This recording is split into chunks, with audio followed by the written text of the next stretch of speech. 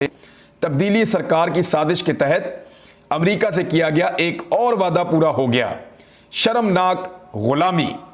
अच्छा, इसमें मैं देख रहा हूं कि उलमा इकराम बिल्कुल चुप हैं, खास तौर पे वो उलमा इकराम जो सियासी एक्टिविटीज करते हैं। मिसाल के तौर पे मौलाना फजल रहमान साहब बिल्कुल खामोश हैं।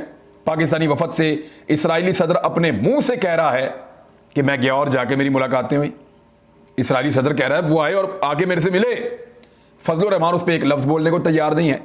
इमरान खान ये कहे कि मैं इसराइल को कभी तस्लीम नहीं करूंगा, मैं कभी अपने अल्लाह को नाराज नहीं करूंगा, मैं अपने अल्लाह को क्या मुंह दिखाऊंगा अगर मैं इसराइल को तस्लीम करूंगा, ये इमरान खान कहे तो फजल रहमान के बकौल वो यहूदियों का एजेंट है। लेकिन अगर वो जो इसराइल का सदर है वो खुद कहे कि पाकिस्तानी वफद मुझसे आकर मिल रहे हैं इंपोर्टेड हुकूमत के दौर में, तो फजल रहमान कुछ भी ना बोले। ये क्या है? ये कैसी सियासत है?